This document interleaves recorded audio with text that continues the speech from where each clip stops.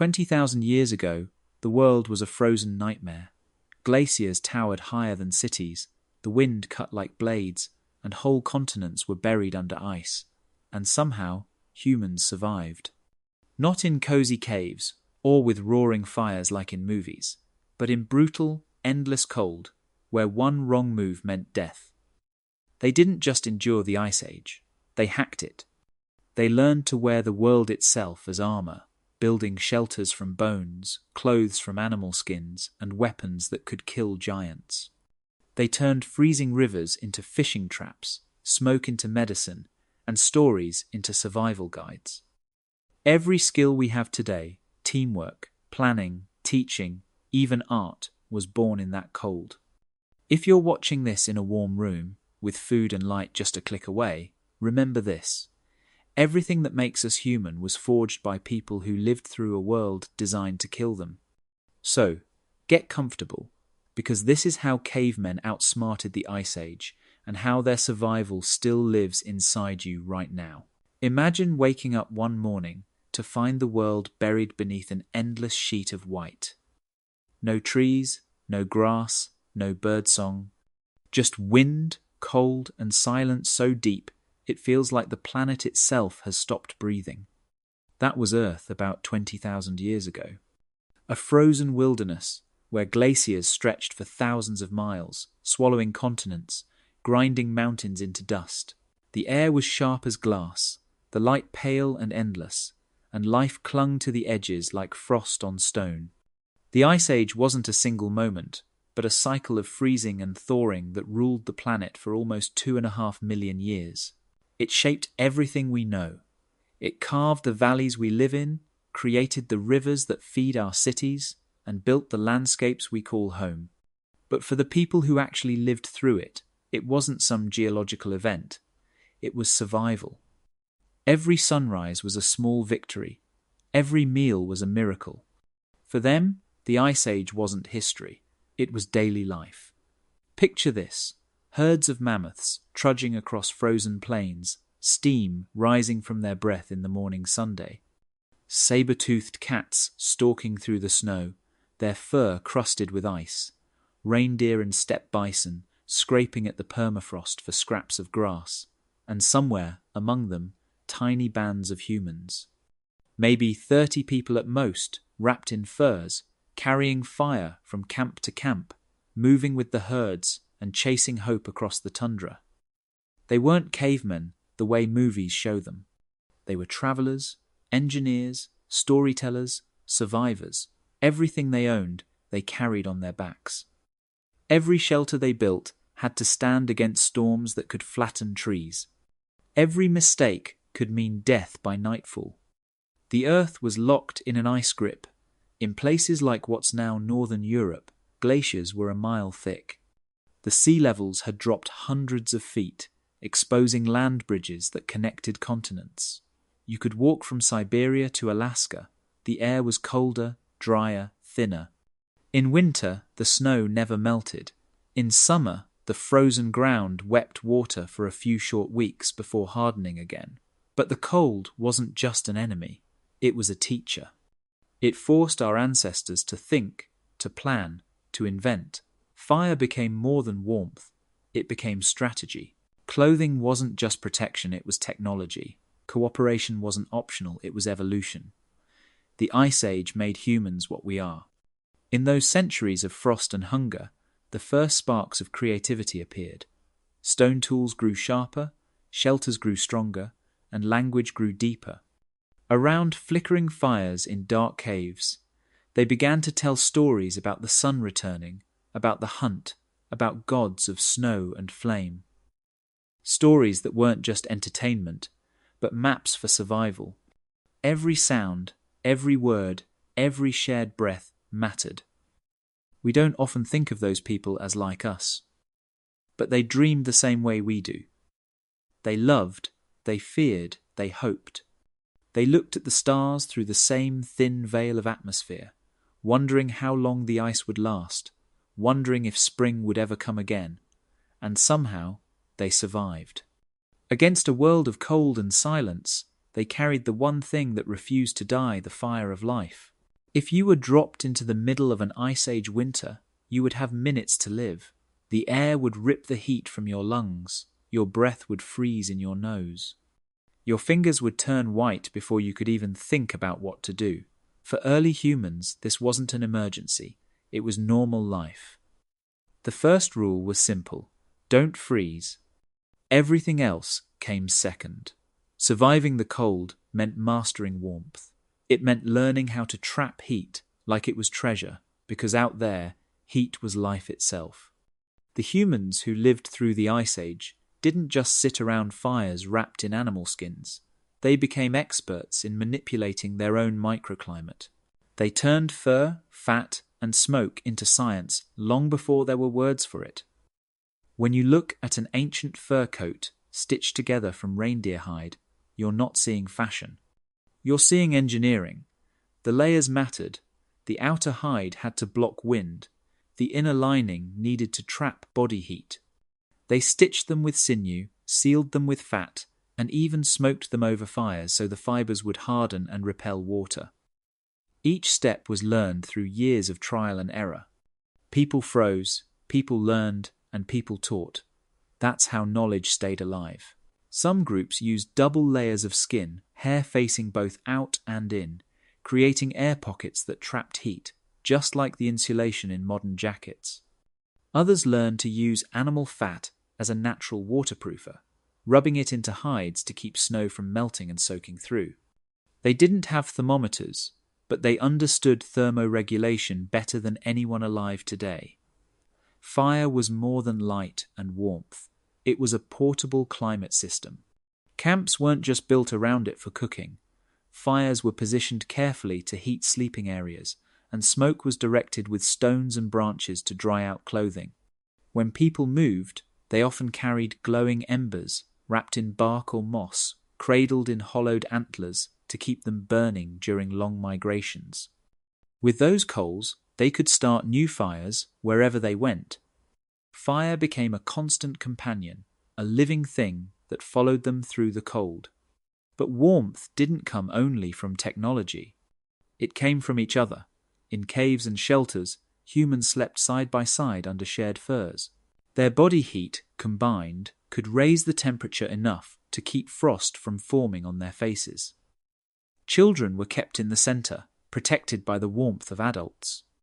Everything about their social life, their habits, even their affection, had a survival purpose.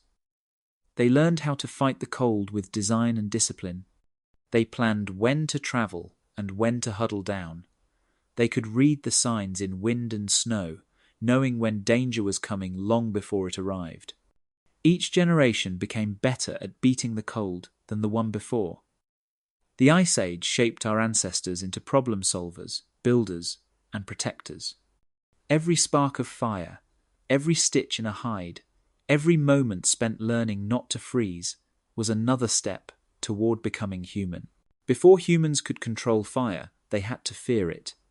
Lightning would strike dry grass and entire plains would ignite. Flames roared through forests, unstoppable and alive. For early humans, those wildfires were both terrifying and mesmerizing. They saw animals flee from it, but they also saw how warmth lingered in the ashes after everything else had turned cold. Somewhere deep in time, maybe 1,000,000 years ago, someone dared to get close enough to steal a burning branch. That moment changed everything. For thousands of generations, people didn't know how to make fire, only how to keep it alive. They guarded embers like gold, carrying them from camp to camp, shielding them from rain and wind. Losing fire was a disaster. Without it, the night was endless and deadly.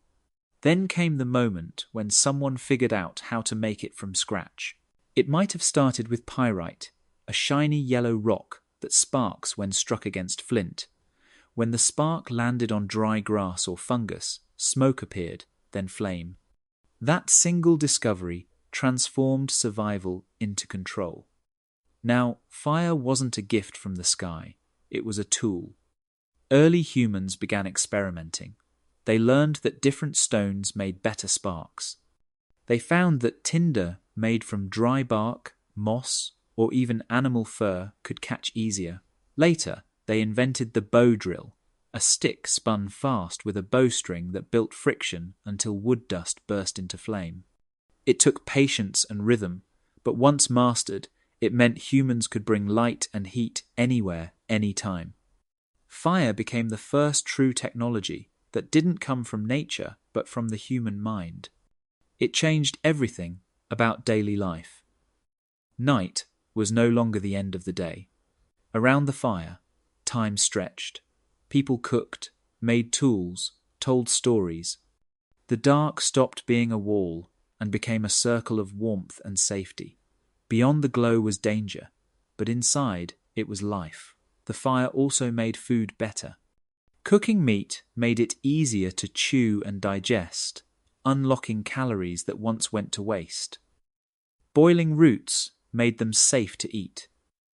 Roasting nuts and seeds released more nutrients. Fire turned survival from constant hunger into something sustainable. It even changed the human body. Cooked food meant smaller jaws, shorter intestines, and bigger brains. With less energy needed for digestion, more could go to thought. Fire made us smarter. It also made us social. Around it, people shared heat and knowledge. Children learned to listen. Elders taught by the light. Plans for hunts, migration, and survival were made in those glowing circles. Over time, humans learned to bank coals, burying them under ash to keep them smouldering overnight, ready to be revived in the morning. Fire was no longer fragile. It was constant, reliable, alive in every camp. The Ice Age was still brutal, but now humans carried a piece of summer wherever they went. With fire, they didn't just survive the cold. They bent it to their will. When the wind howled across the Ice Age plains, it could strip the heat from your body faster than fire could replace it. A blizzard wasn't just bad weather. It was death in motion. Temperatures could drop so low that breath froze mid-air and skin cracked like stone. For early humans, the only answer was to build smarter than the storm. They didn't just find shelter, they invented it. Every Ice Age dwelling was a miracle of adaptation. People didn't have blueprints or architects, but they had instinct and observation. They watched how snow drifted, how wind curved around hills, how animals burrowed into the earth to escape the cold. Then they copied nature and improved it. In open tundra, where trees were scarce, some humans built homes from the bones of mammoths. Massive ribs formed arches, leg bones became pillars. Skulls lined the walls, and hides were stretched tight over the frame to block the wind. Inside, fires burned low and steady, the smoke venting through small gaps or covered holes in the roof. The air stayed just warm enough to live. These bone houses were more than shelters. They were engineering marvels built from what the land offered. In colder regions, people dug pit dwellings, scooping out the frozen soil to create sunken floors below ground level. The earth acted as insulation, keeping heat from escaping and cold from entering. Roofs made of wood, fir, and sod sealed the space above. In some camps, the floor was covered in dry grass or reeds, creating a barrier between skin and ice. Even a few inches of elevation could mean the difference between frostbite and survival. In snowy regions, people learned something even more surprising. Snow could save them. Compact snow, when shaped into walls or domes, trapped air inside its structure, making it an excellent insulator. This was the same principle behind the Inuit igloo that would appear tens of thousands of years later. By carving blocks of hard snow and stacking them in spirals, Ice Age humans could build shelters that stayed warm inside even when the world outside was below freezing. They understood that survival wasn't about strength. It was about strategy. They chose campsites carefully, setting up near cliffs or dense thickets where wind patterns broke naturally. They built facing the rising sun, so the first light of day could melt frost and warm their shelters. Even the direction of the doorway mattered. Too open and wind would tear through. Too tight and smoke would suffocate. Everything was calculated through generations of experience. Shelter was never permanent. As herds moved and seasons shifted, humans packed up and built again, each new camp shaped by the lessons of the last. Over centuries, this constant rebuilding refined their craft. They learned how to make walls breathe just enough to keep fires from smoking, how to anchor hides so they wouldn't flap in the wind, how to turn frozen landscapes into homes. The Ice Age taught our ancestors that survival depended not on fighting nature, but on working with it. Every storm that passed left behind wisdom. Every shelter they built was proof that humans could look at the most hostile environment imaginable and still find a way to call it home. In the frozen world of the Ice Age, food was the one thing that ruled everything. Every hunt, every journey, every decision came down to one question: will this feed us? The cold burned more calories than most people today could imagine. Just staying alive required the energy of constant motion. Finding food wasn't just survival, it was a full-time war against starvation. But our ancestors were not helpless. They became masters of using every piece of what nature offered. When people think of Ice Age diets, they picture hunters chasing mammoths or giant bison across snowy plains. That happened, but it was only part of the story. Hunting big animals was dangerous and unpredictable. Miss one throw or face one bad storm, and your camp could go hungry for weeks. So, early humans learned to eat everything that was edible, and sometimes things that didn't look edible at all. They cracked open bones to reach the soft marrow inside, a rich source of fat and calories that could keep someone alive for days. They boiled skulls and crushed them with stones to get to the brains, one of the most nutrient-dense foods available. Nothing was wasted. Every tendon, every scrap of fat, every organ was eaten, dried, or stored. They learned to render fat into a kind of butter that could be stored for months without spoiling. Mixed with dried meat and berries, it became a survival ration that could travel across continents. They buried food in frozen ground, turning nature into a natural freezer. Some groups discovered fermentation by accident. Meat or fish stored underground would age, changing flavor and becoming safer to eat during long winters. It might have smelled strange, but it was life-saving. During warmer months, they gathered roots, nuts, and berries, drying them in smoke or wind for the lean seasons. But winter always came, and with it, hunger. That's when humans proved just how creative desperation could make them. They learned to trap small animals, to catch fish through holes in ice, to collect insects, and to scavenge leftovers from larger predators. Nothing went unused. Even animal stomachs were turned into water skins and storage pouches. Every calorie was sacred. Sharing food became part of survival itself. Around the fire, food wasn't just eaten, it was distributed with purpose. Hunters gave the best cuts to elders and children. People learned that generosity kept groups alive longer than greed. In that frozen landscape, cooperation was as valuable as the food itself. The Ice Age turned humans into extreme problem solvers. They studied animal movements, learned which plants grew near meltwater streams, and tracked migrations across hundreds of miles. They began to see patterns in nature, linking seasons to abundance and scarcity. In doing so, they built the first mental maps of survival. Their diets were not primitive. They were precise, calculated, and incredibly efficient. Every bite told a story of adaptation. Through starvation and plenty, humans learned not just how to find food, but how to think about it as strategy. They didn't just eat to live. They learned to plan, preserve, and predict, and that was the real secret to surviving a world of ice. Hunting in the Ice Age was nothing like it is today. There were no rifles, no traps made of metal, and no safety in distance. To face the giants of that frozen world, humans had to rely on planning, teamwork, and courage that bordered on madness. The animals they hunted were huge and deadly. Mammoths could crush a person underfoot. Woolly rhinoceroses carried horns longer than a man was tall. Even a steppe bison could tear through a hunting party if it panicked. One mistake meant death. But somehow, against all odds, small groups of humans learned how to bring them down. It started with observation. Hunters studied herds for weeks, memorizing their patterns, the paths they followed, and how they reacted to wind and noise. They learned that mammoths avoided deep snow and preferred flat plains. They learned that reindeer followed the same migration routes every year. Over time, this knowledge became a kind of science. The hunt was not about strength, it was about control. Hunters used the landscape as their weapon.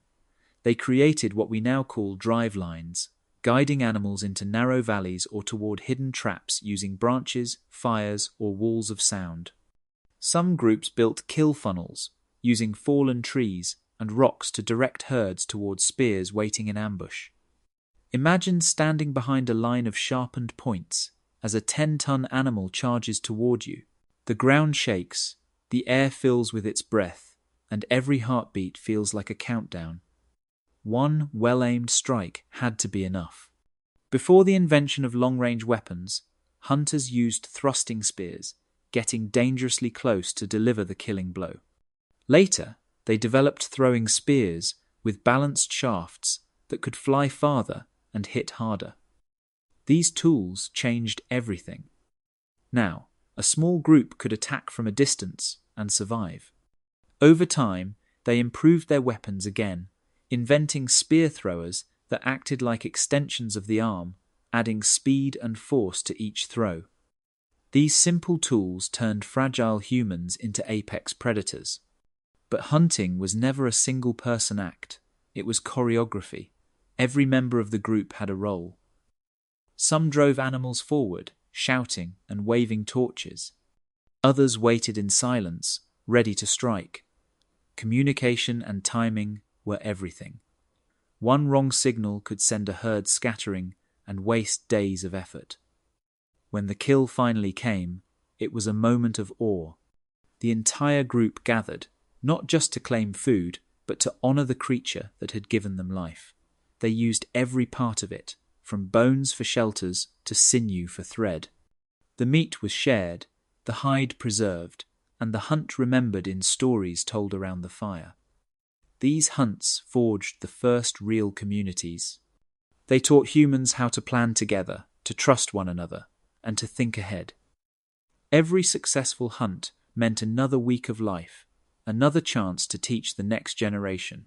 In mastering the giants, humans learned what it truly meant to be human. They became not just hunters, but strategists, architects of survival in a world that wanted them gone. For most of human history, hunting meant getting close, dangerously close. Spears were thrust, not thrown, and every kill risked the life of the hunter. But somewhere deep in the Ice Age, someone had an idea that would rewrite survival itself. What if the spear could fly? The invention of the spear thrower, also known as the atlatl, was one of the greatest technological leaps in prehistory. It didn't look like much, just a carved stick with a notch at the end, but it changed everything. It worked like an extension of the arm, a lever that added speed, distance, and power to every throw.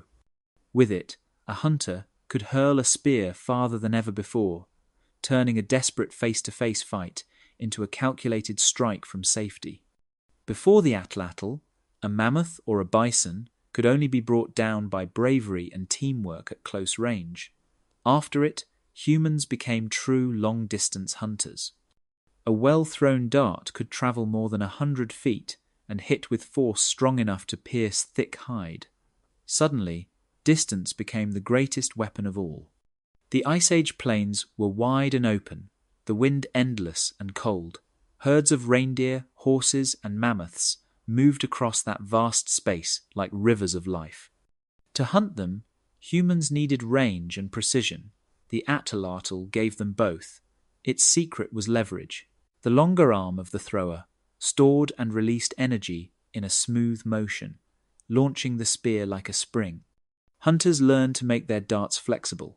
allowing them to bend in flight without breaking, using the same physics that makes modern arrows so deadly. They also added fletching, small feathers at the back that stabilized the spear mid-air and kept it spinning straight. This was more than innovation, it was evolution in real time. Each improvement spread through tribes and generations, carried along trade routes, and passed down by word of mouth and demonstration. Making an atlatl took skill.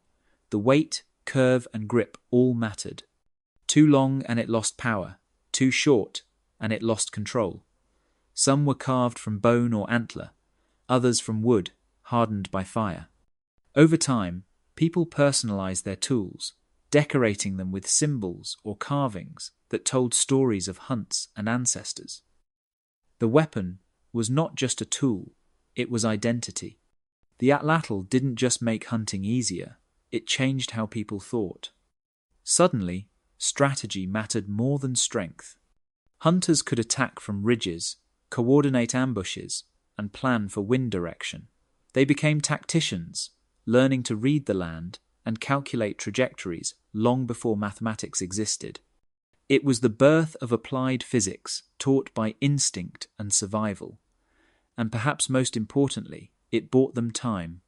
Every extra second of distance between hunter and prey meant fewer injuries, fewer deaths, more children growing up to pass on knowledge. It made humans safer, smarter, and more patient. The spear had become a missile, and with it, humans no longer lived at the mercy of nature. They had learned to shape energy, to turn thought into motion, and to command the distance between life and death. When the world was frozen and the great herds moved away, rivers and coastlines became the difference between life and death. Beneath the ice, life still thrived in the cold water. Fish, shellfish, and seals moved through hidden channels that stayed liquid even in the harshest winters. For early humans, these waters were like secret vaults of food waiting to be unlocked. Hunting mammoths or bison was risky and unpredictable, but fishing was steady. It didn't require long chases or deadly close combat. All it took was patience, observation, and clever tools. Somewhere in the endless white, a hunter knelt over a frozen lake, chipping a hole through the surface with a stone axe. Steam rose from the dark water below. A line made from twisted sinew dangled a bone hook baited with meat or insect larvae. Hours could pass before a fish tugged, but when it did, it was a quiet victory. That single catch could feed a family and provide oil for lamps that kept the dark away. Over generations, Ice Age humans learned to read the water as well as the land. They discovered that fish gathered in certain places when rivers narrowed or when tides changed. They built traps from woven branches or piles of stones shaped like funnels, guiding fish into enclosures where they could be caught easily. In cold regions, these traps were left under the ice and checked daily, turning labor into routine. They learned to build nets from plant fibers and animal sinew, weighted with stones and floated with carved wood. Pulling one from the water was like pulling treasure from the deep. It wasn't just about food, it was about security. Coastal camps had constant access to protein and fat, even when inland hunters struggled. The bones of ancient fish, seals, and seabirds found in Ice Age settlements showed just how important these sources were. Along the shores, humans built shelters that faced the sea, using driftwood and bone, their fires burning with the smell of salt and smoke. These places became hubs of trade and gathering, where families returned year after year. In some regions, they even began to store fish by drying or smoking it, building the first long-term food reserves. This new stability meant people could stay in one place longer, passing on knowledge, raising children, and creating traditions. They also learned to time their movements with the migrations of animals that followed the coastlines, like seals and seabirds. Where the ice met the ocean, life flourished, and humans learned to harvest it. Fishing wasn't just about filling bellies. It was a form of technology, a system that turned patience into reward. It allowed humans to survive when the land went silent, when snow covered everything, and when herds vanished into the distance. By mastering water, they found balance in a frozen world. The rivers and seas were their hidden allies, steady and generous, feeding minds as much as bodies. In the Ice Age, the ones who learned to fish didn't just live longer, they built the first foundations of human permanence. Every piece of stone our ancestors touched was a small revolution. The Ice Age may seem primitive to us now, but in their hands, technology evolved faster than ever before. Each generation built on the ideas of the last, turning survival into innovation. The first humans didn't just use rocks, they shaped them. At first, their tools were simple hand axes, chipped into rough edges that could cut meat or skin hides. But those tools weren't static. They changed with every challenge the environment threw at them. As the world grew colder and animals larger, humans refined their designs, creating sharper, lighter, and more efficient blades. The Stone Age wasn't slow, it was a storm of experimentation. Imagine a hunter crouched by firelight, striking a piece of flint over and over until sparks jump and thin shards fall away. Every flake removed was a choice. Every edge shaped was guided by memory and precision. These were not crude tools. They were prototypes of design, each improvement spreading through families and tribes, like the latest update to an app. People began to think of tools as systems, not single objects. They learned to combine materials in new ways. A sharp stone alone was fragile, but when attached to a wooden shaft using sinew or resin, it became a weapon or a multi-purpose tool. This was the birth of composite technology. Early humans discovered that natural tree sap could be heated into glue. Mixed with charcoal or ochre, it hardened into a resin strong enough to hold stone in place for days of hunting or work. Sinew from animal tendons was used as natural thread, flexible and nearly unbreakable when dried. These innovations made tools stronger, repairable, and reusable. When a blade dulled or broke, it wasn't discarded, it was reshaped. The Ice Age toolkit wasn't wasteful. It was sustainable by necessity. Every piece of material had value. Hunters carried small bundles of spare parts, ready to replace broken points or rebuild damaged handles on the move. Repair wasn't just an option, it was survival strategy. The greatest leap came with the invention of microblades, tiny, razor-sharp fragments that could be fitted into slots on bone or wood. These allowed one handle to hold many different edges, like swapping out attachments on a multi-tool. This flexibility made humans more mobile than ever. They could travel vast distances, knowing that one small toolkit could be adapted to any task. Cutting, scraping, drilling, sewing, all done with interchangeable parts. It was efficiency before the concept even had a name. Every advancement made humans more independent from their environment. They no longer had to live near specific resources or wait for perfect conditions. They could build, fix, and adapt anywhere. Tools became extensions of thought, physical proof of human creativity and memory. The Ice Age taught our ancestors that intelligence wasn't about speaking or writing. It was about shaping the world with purpose. Their technology wasn't made of glass and metal, but of stone, bone, and fire, and in its own way, it was just as revolutionary as the inventions that define our world today. Long before maps were drawn on paper, humans carried entire worlds inside their heads. During the Ice Age, there were no roads, no signs, and no written directions. The landscape stretched endlessly in every direction, blank and white, with only a few familiar markers to break the horizon. Yet somehow, our ancestors never got lost. They moved across continents without compasses or coordinates, guided by something far more powerful: memory. Their maps weren't made with ink and parchment. They were made of stories, sensations, and shared experience. A hunter could look at a mountain ridge and know exactly which side would shelter herds during the thaw. He could smell the air and tell which way a storm was coming. He could feel the wind and know which valley would stay warmest when the temperature dropped. These invisible maps were passed from one generation to the next, layer by layer, until they became part of human instinct. Navigation was survival. In a frozen world, wandering blindly meant death, so humans became masters of observation. They read the land the way we read screens. Every shadow, every pattern in the snow, every animal track meant something. They noticed how wind carved ridges in certain shapes, how ice melted faster on south-facing slopes, how the stars shifted through the seasons. Even the smell of the air changed depending on distance from the sea. Over time, these patterns became a language, and that language became the first geography lesson. When bands travelled, they didn't just follow the strongest or the oldest. They followed the ones who remembered best. Memory was leadership, knowing where water froze last, where reindeer crossed, or where the ice cracked thin in spring could decide who lived and who didn't. Children were taught these landmarks through stories and songs. A tale about a mountain that looked like a sleeping animal wasn't just entertainment, it was a coordinate. It told you where to turn when the rivers split. A story about the stars wasn't myth, it was a compass.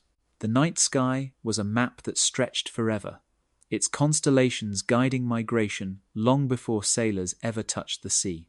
The human brain evolved under this pressure to remember space and pattern. Neuroscientists today call it spatial memory, but for Ice Age humans, it was instinct.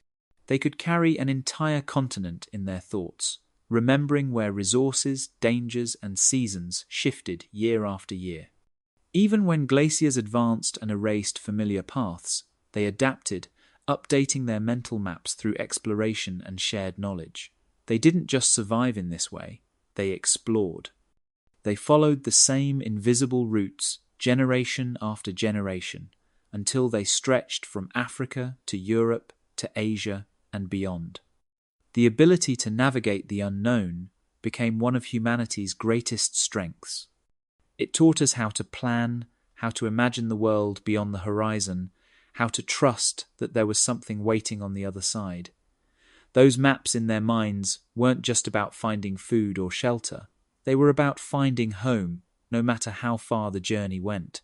During the peak of the Ice Age, most of the world was locked in frost. Glaciers stretched for miles, oceans pulled back from the coasts, and frozen winds swept across the plains like living things. But hidden among that endless cold were rare places of warmth and life. These were the refugia, the secret gardens of the Ice Age. They were valleys and riverbeds where the sun still touched the earth, where water flowed even in the dead of winter, and where green life clung stubbornly to existence. In a world that seemed dead, these pockets of warmth were miracles. They were the reason humanity never vanished. Imagine walking through weeks of snow and silence, the land white in every direction, until one day the ground softens beneath your feet and you hear running water again. The air feels different, the wind gentler. Birds gather near patches of trees, and plants peek through the frost. To an Ice Age human, this wasn't just a change in scenery, it was salvation. These places offered shelter, food, and hope. Rivers that cut through the ice created small oases where fish survived year-round. Caves carved into limestone stayed warmer than the surface and became natural homes. The heat from underground springs melted nearby snow, creating small patches of grass that attracted animals. Herds of reindeer, bison, and mammoths wandered into these zones, and humans followed. Refugia became hubs of life, places where people could rest, rebuild, and pass on what they had learned before moving on again. Survival wasn't about endurance alone. It was about strategy, and humans were brilliant strategists. They learned how to hop between these microclimates, traveling in rhythms that matched the movements of animals and the pulse of the land. Each generation memorized the locations of safe valleys, gentle slopes, and river bends that never froze completely. Some groups returned to the same refugia every year, their path so consistent that they became invisible highways across continents. These warm zones weren't only for survival, they were places of growth. When food was steady and the cold less deadly, humans could spend more time creating, thinking, and teaching. It was in refugia that tools improved, that fire-making was perfected, and that language deepened. These were the laboratories of early civilization, hidden in nature's protective folds. But even these havens were fragile. As the climate shifted, glaciers advanced or retreated, forcing people to move again. The Ice Age was a constant game of chase between cold and warmth, and only those who understood the land well enough to stay ahead survived. Over thousands of years, this movement shaped the human mind into something extraordinary. We became wanderers who never forgot the way back. The memory of those hidden gardens lived on long after the ice melted, echoing in myths about lost paradises and sacred valleys. The people who found and protected these refuges didn't just endure the Ice Age. They mastered it. They proved that even in a world built to freeze life out, there would always be a place where life found a way to bloom. In a world where the cold could kill faster than hunger, the most important survival tool wasn't made of stone or bone, it was people. The Ice Age was a time when being alone meant being dead. No one person could hunt, build, or stay warm through the long winters without help. The reason humans survived wasn't just fire or shelter or clever tools. It was each other. Cooperation was our greatest invention. In those endless frozen landscapes, humans built invisible webs of trust that stretched across families, tribes, and even strangers. These connections became the glue that held humanity together when everything else cracked and froze. Sharing wasn't kindness, it was survival strategy. A successful hunt was never kept to one person or one family. The meat was divided, the hides distributed, the bones saved for tools. In return, others would share when it was their turn to be lucky. This constant cycle of giving and receiving built alliances stronger than any weapon. It created what scientists now call a gift economy. But to early humans, it was just life. You helped because one day you would need help. And in the Ice Age, that day always came. Conflict, of course, was dangerous. Resources were limited, and tensions could spark over food, shelter, or territory. But humans learned something no other predator did. They learned to cool anger before it burned the group. Disputes were settled through talking, trading, or simply walking away. Keeping peace mattered more than winning. A fight might cost the group a hunter or a skilled toolmaker, and that was a loss no one could afford. The ability to forgive and cooperate wasn't just moral, it was evolutionary. Groups that worked together outlived those that didn't. Friendliness became a survival trait. Even relationships between different tribes were carefully managed. Partner exchange was common. A young woman might travel to live with another group, linking two families into one wider network. These connections allowed the exchange of food, tools, and most importantly, knowledge. Information about migrations, safe paths, or new techniques could spread across thousands of miles this way. The Ice Age didn't separate people. It connected them in ways we're only beginning to understand. Around fires at night, these communities told stories that reinforced unity. Myths about ancestors who survived great storms or hunted the first mammoth weren't just entertainment. They reminded everyone that they were part of something larger. The stories gave them shared purpose, shared identity, shared strength. Even when hunger and frost pressed against the walls of their shelters, they knew they weren't facing it alone. Human warmth went beyond temperature. It was emotional and spiritual. The feeling of belonging became as essential as food and fire. The Ice Age may have tested the limits of the human body, but it also revealed the strength of the human heart. Our ancestors learned that survival wasn't just about being strong or smart, it was about being together. That lesson never left us. It's written into our DNA, carried through every handshake, every friendship, every act of kindness that keeps the cold from creeping back in. Before humans could write, they spoke, and that simple ability to turn thought into sound changed everything. In the frozen silence of the Ice Age, words were warmth. They carried knowledge across generations faster than fire could travel through dry grass. A single phrase could save a life. Language was the first real superpower. It allowed one person's discovery to become everyone's survival. Imagine a world where danger could appear from anywhere: a collapsing glacier, a hidden predator, a storm rolling in from the horizon. Without speech, warning others would mean gestures, shouts, confusion. But with words, a single call could rally the group, coordinate a plan, and keep everyone alive. Communication turned scattered individuals into a unified mind. During hunts, language became the invisible thread that tied the team together. One whispered command could send hunters circling wide around a herd. Another could signal when to strike. Every sound had meaning. Every pause mattered. Over time, those sounds became structured. They became language. The first sentences were probably short, practical, and direct. But as the Ice Age stretched on, speech evolved into something deeper. Humans began using it to share not just facts, but experiences. They started to tell stories. Stories were memory machines. They compressed entire lifetimes of knowledge into shapes the human brain could easily remember. A tale about a clever hunter who followed stars to find migrating animals wasn't just entertainment. It was a coded map.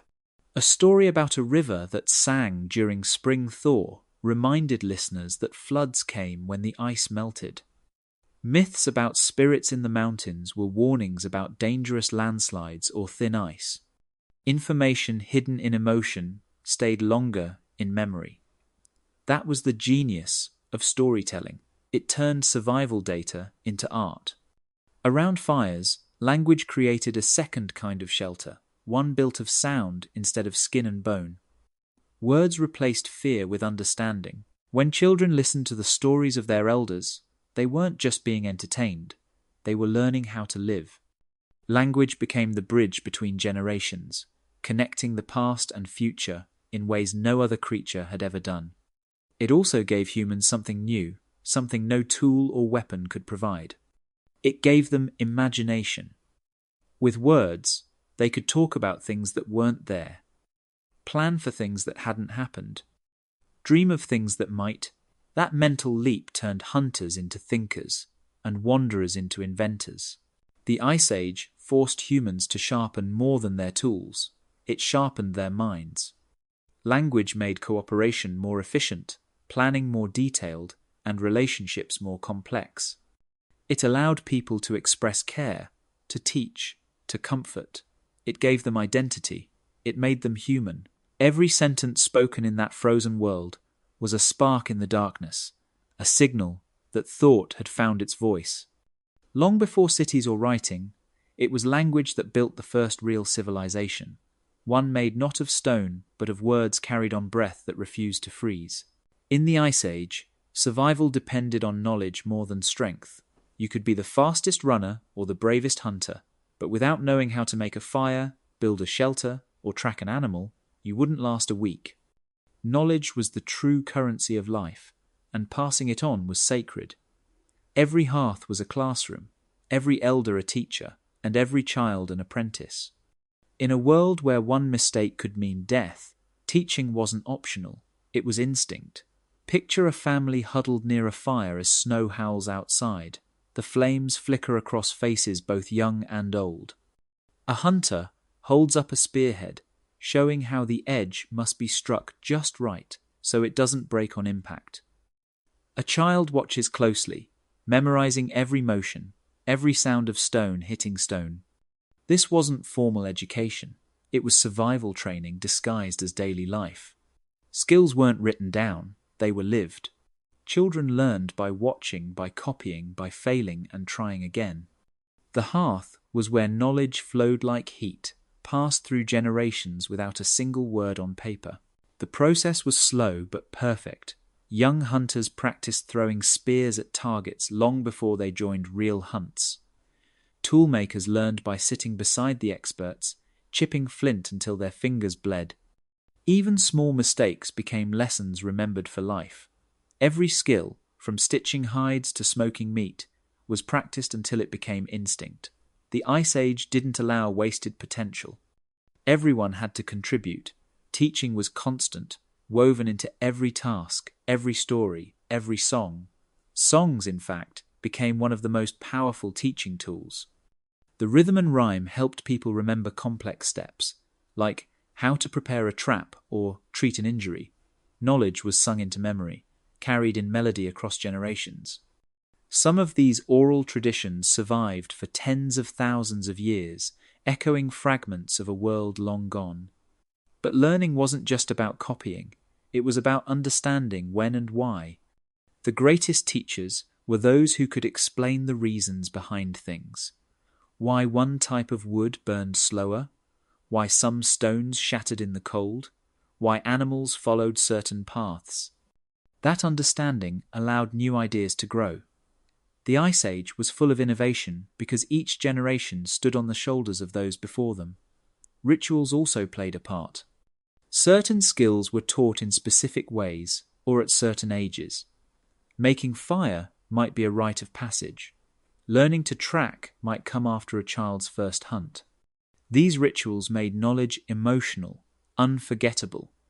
When people gathered around the fire, they weren't just keeping warm, they were keeping civilization alive, one lesson at a time. Through teaching, humans learned to outlast not just the cold, but time itself. Every spark of creativity, every innovation that followed the wheel, the bow, the written word, was born from that first circle of learners in the snow. Teaching turned survival into legacy. It made sure that even when the Ice Age ended, the wisdom that carried us through it never would. The Ice Age was a world of constant danger. A single slip on the ice, a broken bone, or an infected wound could end a life faster than starvation. There were no doctors, no hospitals, no medicine as we know it. But there was something else, something that would become the foundation of all healing to come human curiosity.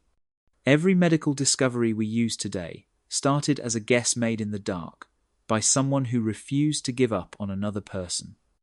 Pain was everywhere, but so was determination. Imagine a hunter limping into camp with a shattered leg, his tribe gathering around him in silence. Instead of leaving him behind, they worked together.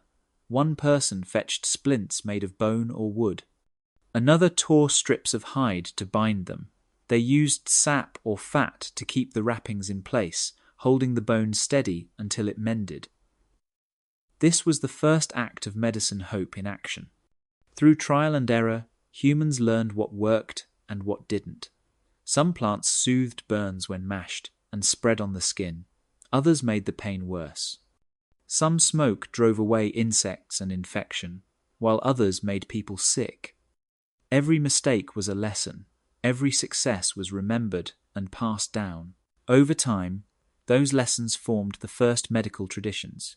When wounds became infected, people noticed that smoke from certain woods seemed to clean them. They began using fire not just for warmth, but for healing.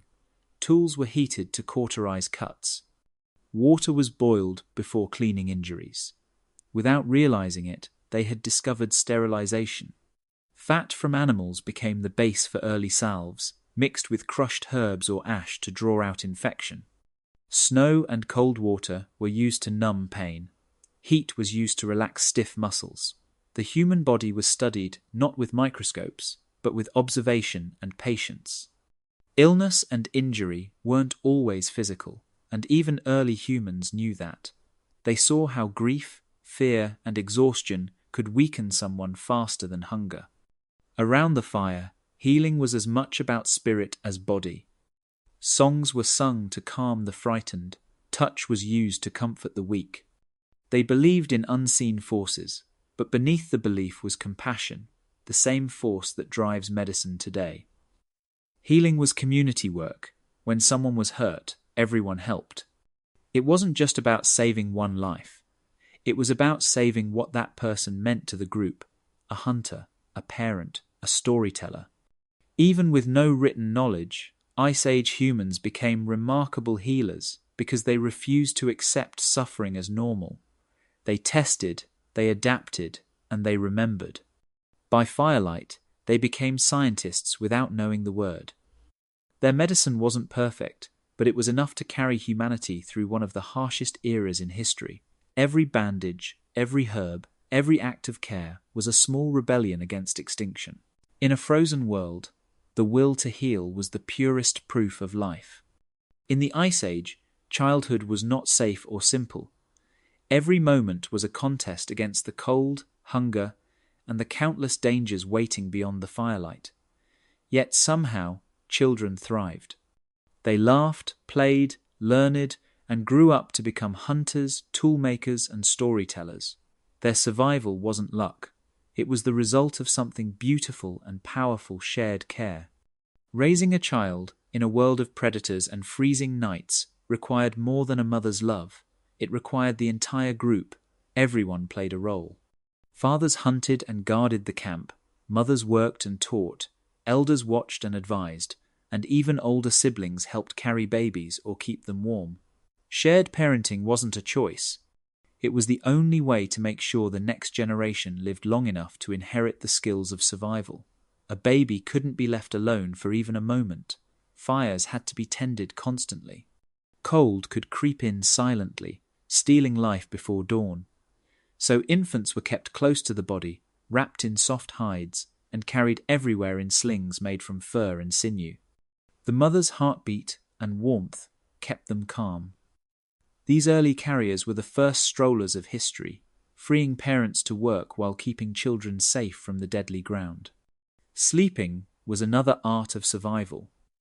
Families slept in clusters, children tucked in the middle, surrounded by adults and furs. The combined body heat turned the sleeping area into a living blanket, a cocoon of warmth against the brutal air. Fires burned low nearby, their glow flickering against the cave walls. Parents learned how to keep smoke drifting upward and sparks from flying too close.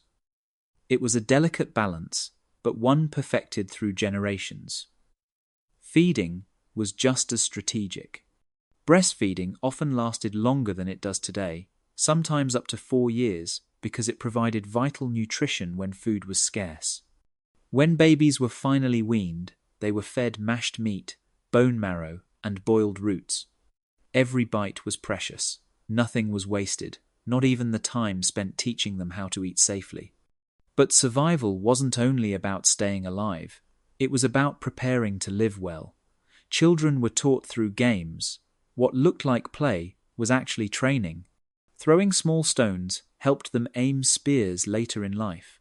Pretending to hunt or gather taught them patience and coordination. Even songs and dances had lessons hidden in rhythm and movement. The Ice Age was harsh, but it didn't crush human tenderness. It refined it. The care children received wasn't just protection, it was investment.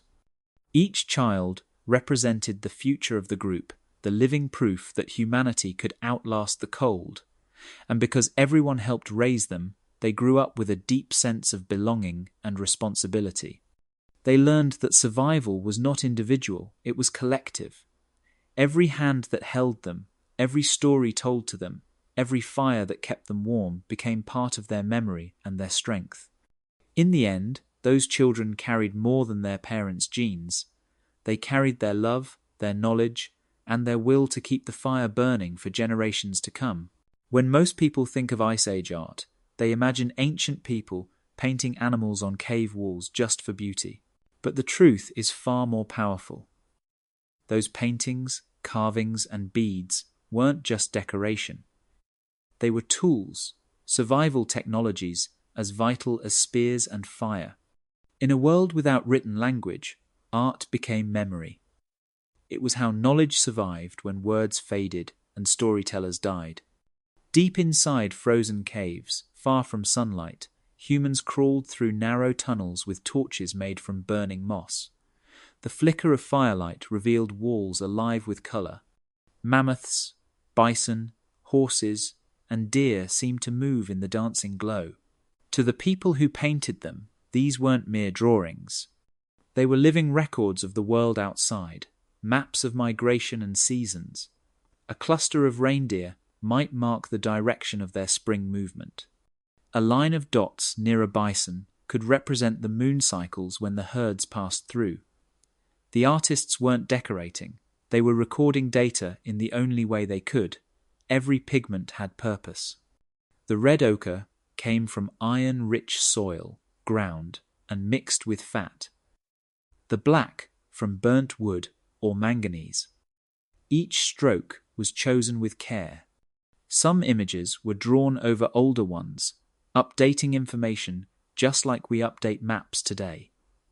The caves themselves became libraries, filled with generations of knowledge, each layer whispering to the next. But art wasn't only painted. Bones, antlers, and stones were engraved with marks that tracked time, weather, and resources. A carved line might count days between hunts or note when ice began to thaw. Tiny holes in necklaces made from animal teeth or shells weren't random decoration. They followed specific sequences.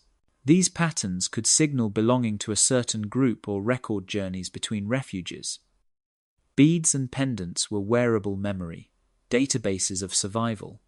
People even carried symbolic objects that reminded them of safe paths or sacred places, small portable maps, long before paper existed.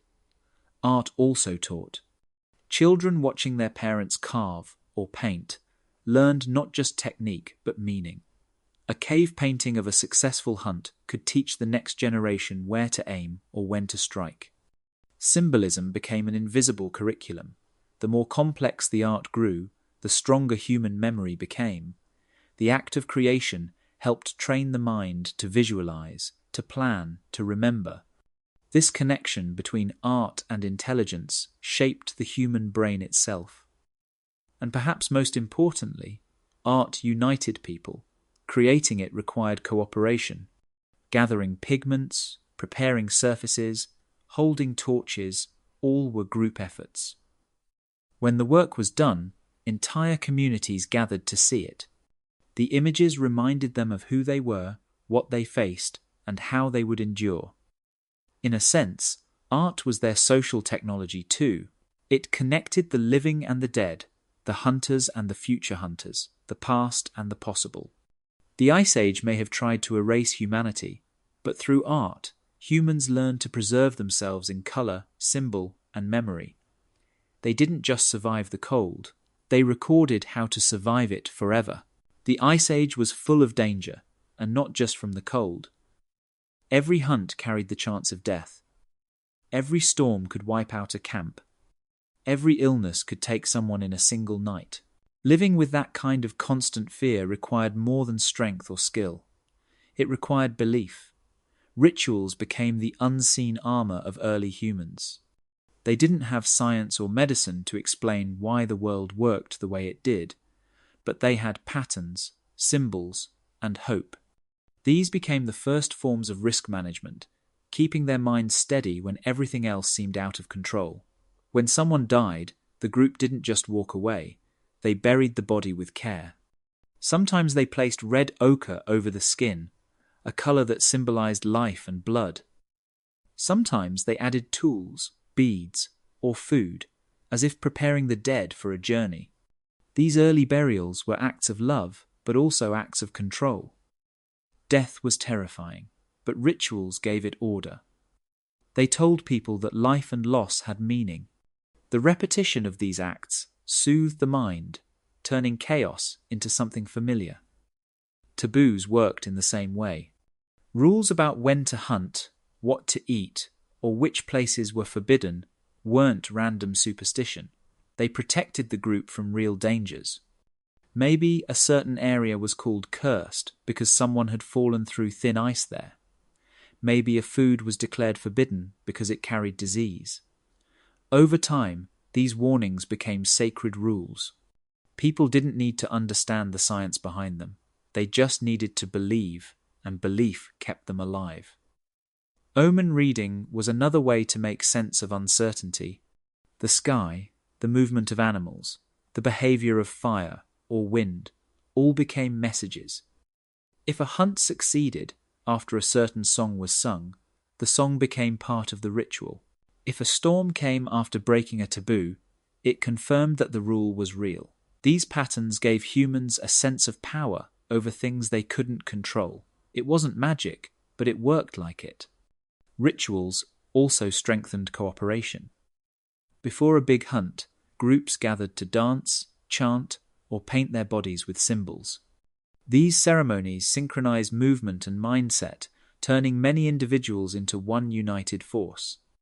They built trust and confidence, essential for facing enormous prey or harsh conditions. The rituals reduced fear and hesitation, letting people act together without doubt. In moments of danger, that unity could mean the difference between life and death. Belief also gave comfort. When food ran out or sickness spread, people could pray or sing, feeling less alone in their struggle. Faith didn't stop the storms or the hunger, but it made endurance possible.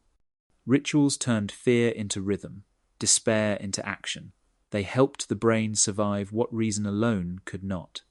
In the Ice Age, belief wasn't about explaining the stars or the spirits. It was about surviving the night. Humans learned that even when they couldn't control the world, they could control how they faced it. And that quiet strength, born in the glow of firelight, is still with us today.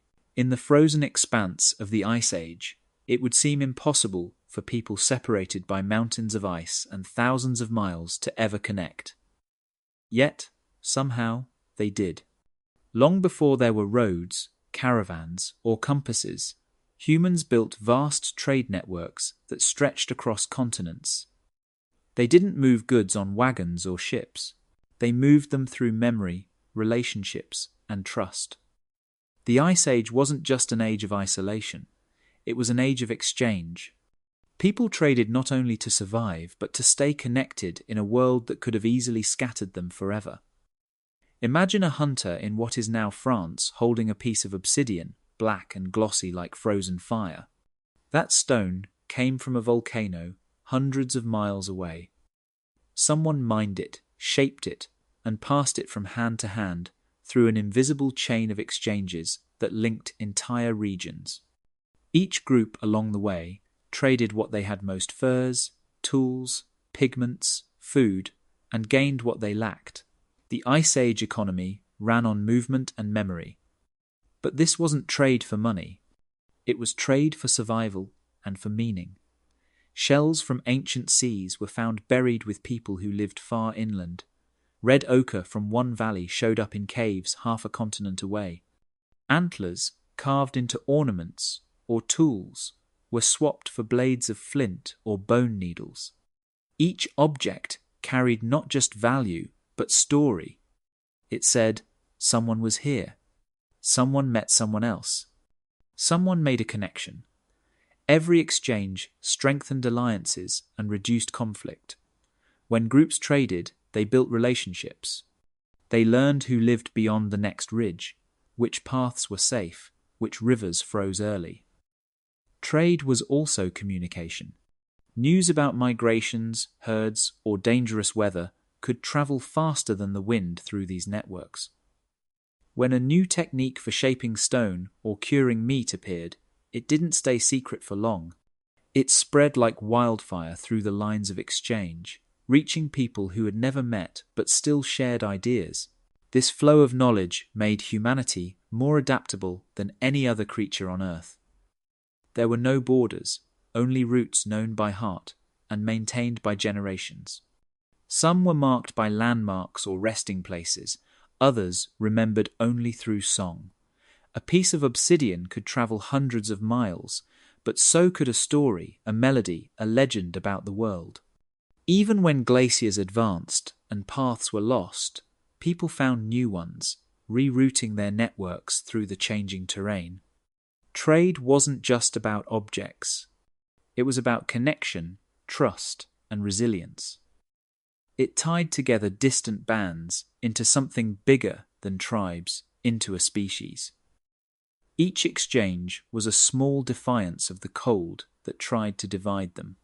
The Ice Age taught humans that no one could stand alone, that value was not in what you owned but in what you shared. Through trade, humans didn't just survive. They built the first global system, one made not of cities or markets, but of relationships woven across the ice, proving that even in the harshest world imaginable, cooperation could travel farther than any road. Tens of thousands of years ago, we weren't alone. The frozen continents of the Ice Age were home to more than one kind of human. Neanderthals roamed the forests and valleys of Europe, powerful and stocky, built for cold. Denisovans moved through the mountains of Asia, mysterious and quiet, their presence known now only through fragments of bone and DNA. And then came us, Homo sapiens, moving out of Africa with curiosity and fire. When these worlds met, the encounters were neither pure war nor pure peace. They were something in between cycles of cooperation, rivalry, and merging that would shape what it means to be human forever. Imagine walking through a snow-covered valley 40,000 years ago. Your small group of modern humans follows animal tracks when you see smoke rising in the distance. Another camp, another fire. You approach carefully, ready for danger, but what you find is strange. They look human, but not quite. Broader faces, heavier brows, shorter limbs, Neanderthals. The air is tense, but not hostile. Over time, gestures replace fear. Trade begins, perhaps food, tools, or stories told through movement and sound. For a while, both sides learn. Neanderthals teach better ways to survive the cold, stronger shelter building, more efficient hunting. Humans bring new tools, sharper blades, fire carriers, and language more complex than anything heard before. For a few generations, cooperation thrives. But as climates shift and resources grow scarce, tension returns, rivalries spark. Groups compete for territory and prey, yet even in conflict, something profound happens. When humans and Neanderthals meet again, it isn't always with weapons. Sometimes it's with love. They form families, share genes, and create children who carry traces of both lineages. Those children lived, hunted, and raised their own, spreading that genetic legacy across continents. To this day, every person outside Africa carries the memory of those meetings written in their DNA. The same pattern, repeated farther east. When humans reached Asia, they met the Denisovans, a people adapted to high mountains and thin air. Once again, the encounter was part rivalry, part exchange. We gained genetic traits that help modern populations survive at high altitudes and resist certain diseases. The Denisovans gained something else: our culture, our techniques, our fire. And then, like Neanderthals, they vanished into us. These weren't simple takeovers, they were integrations. Knowledge moved with genes. Every meeting, whether peaceful or violent, added something new to what humanity could be. We learned resilience from Neanderthals, adaptability from Denisovans, and innovation from our own restless curiosity. The Ice Age was not just an age of survival, it was an age of merging, of different kinds of humans learning from each other, until there was no longer an us and them. Only one lineage remained, carrying the stories, skills, and strengths of them all. The next time you look in the mirror, remember that. Behind your reflection are echoes of other humans who once walked beside us, shared the same fire, and taught us how to endure a frozen world. We didn't conquer them. We became them. The Ice Age was not a slow freeze. It was chaos. The climate didn't just shift over centuries, it could change in a single lifetime. Scientists now call these moments Dansgaard-Oeschger events, sudden temperature swings that could raise or drop global temperatures by more than 10 degrees in just a few decades. To those living through it, it must have felt like the sky itself was turning against them. One generation might grow up in a world of ice and blizzards, and the next might see green valleys and rushing rivers. Then, just as quickly, the warmth would vanish again. The earth was breathing in fits, and humans had to learn to breathe with it. Survival meant one thing: adapt fast, or die. When the world changed overnight, everything else had to change too. The bands that survived weren't the strongest or the fiercest. They were the most flexible. Their camps could be packed up and moved within hours. Their diets could shift with the seasons. They learned to never depend on one food, one place, or one pattern. If mammoths vanished, they turned to fish. If rivers froze, they hunted in the forests. If the forests burned, they followed the herds to the plains. Nothing was permanent, not even the ground beneath their feet. Imagine living in a world where every plan could melt away like snow. You might build a shelter 1 year beside a river and return the next to find that river buried under ice. You might wake to the sound of thunder and realize the ice walls that had towered over your valley for generations were cracking apart. Humans learned to listen to the signs, the tilt of the wind, the way the animals moved, the color of the sky. They became the best meteorologists on Earth, reading nature's warnings with precision. When the first signs of change appeared, they acted fast.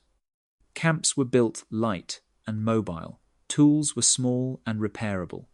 Families learned the routes between refuges by heart, passing them on through stories and songs.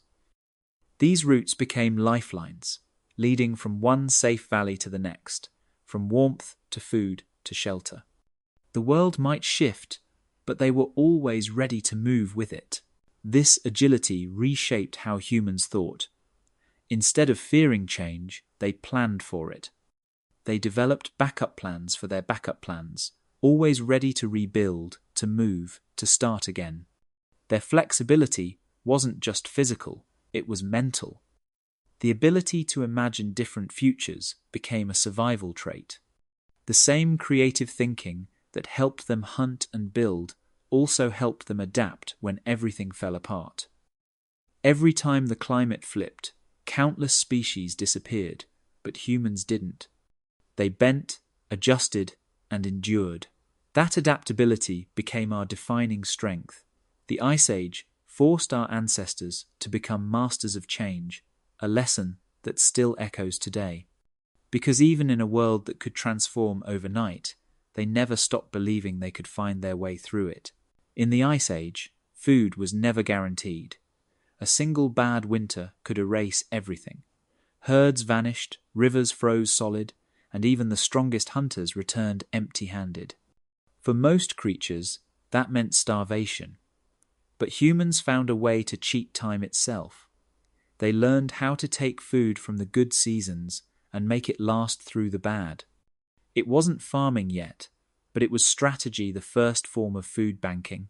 They learned to think like survival engineers, turning calories into something that could be stored, hidden, and revived months later when the world went silent. It began with fat. Animal fat was gold in the Ice Age. It burned longer than wood, kept people warm, and carried more energy than any plant or meat alone. Hunters learned to melt fat slowly over the fire, separating it from tissue until it became liquid. Once cooled, it hardened into blocks that could last for months without rotting. They stored it in hides or bones, ready to melt again for cooking or fuel. This process rendering was the first true technology for surviving famine. They didn't stop there. The cold itself became a tool. Frozen ground turned every valley into a natural refrigerator. People buried meat beneath layers of snow and stone, returning weeks later to find it perfectly preserved.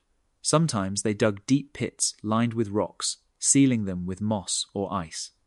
These caches kept food hidden from scavengers and insulated from decay. It was an early version of refrigeration built with nothing but intuition. Smoke was another discovery born from accident and observation. When meat hung too close to the fire, the smoke changed it. It dried and darkened, but didn't rot. People realized that the smoke's chemicals preserved it, keeping bacteria away. Smoked meat could be carried across journeys that lasted weeks. It was lightweight, durable, and safe. The scent of it became the smell of survival. Even rot itself wasn't wasted. Humans watched animals feed on half-frozen carcasses and realized that fermentation could sometimes make food last longer or even become safer to eat. They learned to identify which smells meant danger and which meant transformation. They began reading carrion cycles like books, knowing when to harvest leftovers without getting sick. This strange science of decay gave them an edge over every other predator on the planet. These methods turned famine into something predictable. They could prepare for it, outthink it. The smartest bands didn't just eat for today. They ate for tomorrow, for the month ahead, for the children yet unborn. Food became memory and insurance, a symbol of foresight. When storms howled and the land turned white, they could reach into a pit beneath the snow and pull out the taste of summer. That was power. The Ice Age demanded patience, planning, and imagination, and through food storage, humans mastered all three. They turned hunger from an enemy into a puzzle they could solve. And every full belly on a frozen night was proof that their minds were evolving faster than the cold could kill. The Ice Age was a time of constant crisis, and every challenge pushed humans to think faster. When a tool broke, they fixed it differently. When the cold deepened, they found new ways to block it. When food grew scarce, they changed how they hunted and stored it. Progress didn't happen in smooth, steady steps. It came in bursts, moments of desperation that turned into invention. Every problem was an invitation to create. Small hacks led to massive leaps, and before long, humans had transformed survival into innovation. Imagine a hunter's spearhead snapping in the middle of a chase. Instead of giving up, he studied the break, noticing how the resin had cracked. Maybe it was too brittle in the cold, so he tried again, this time mixing the resin with charcoal and animal fat. The new glue held longer and stayed flexible even in freezing air. That small change spread quickly, shared between bands until it became standard. One mistake turned into a revolution.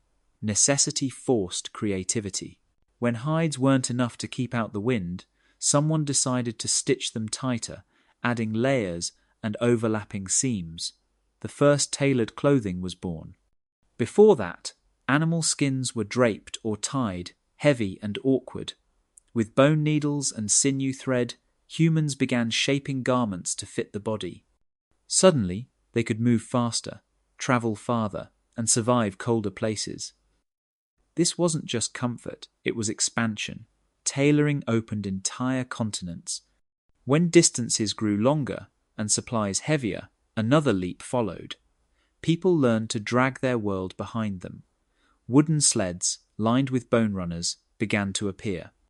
At first, they were simple frames, tied with rope and pulled by hand. Over time, they became more efficient, gliding over snow and ice with less effort. These early sled systems let families move camps quickly, carrying everything they needed to chase herds or escape storms. Each improvement gave humans new freedom. The Ice Age was filled with these moments, small sparks of genius that lit up the darkness. The bow drill for starting fires faster. The first composite tools that could be repaired instead of rebuilt. Every breakthrough came from failure, every idea from frustration. People didn't invent because they wanted to. They invented because they had no choice. What's remarkable is how quickly ideas spread. When one group discovered a new method, others copied it, adapted it, and improved it. The network of trade and storytelling became a web of innovation long before writing or science existed. The Ice Age turned humanity into problem solvers, thinkers who never stopped asking what if.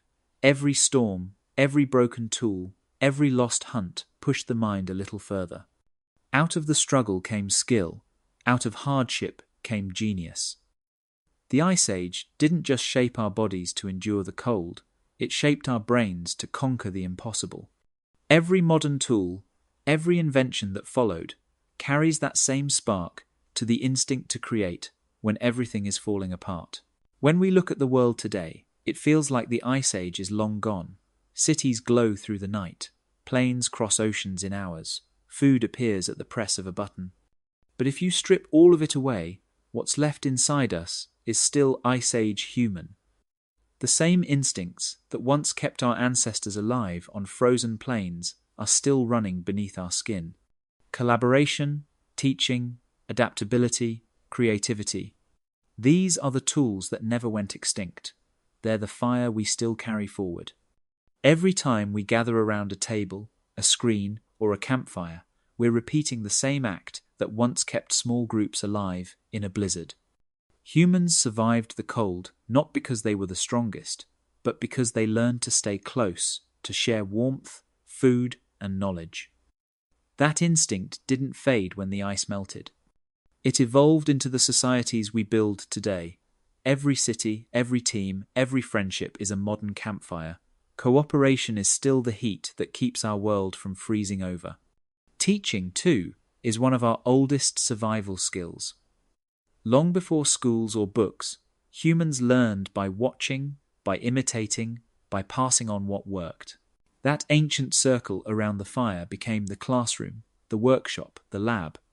Whenever we explain something to someone, we're echoing those early lessons whispered in the dark.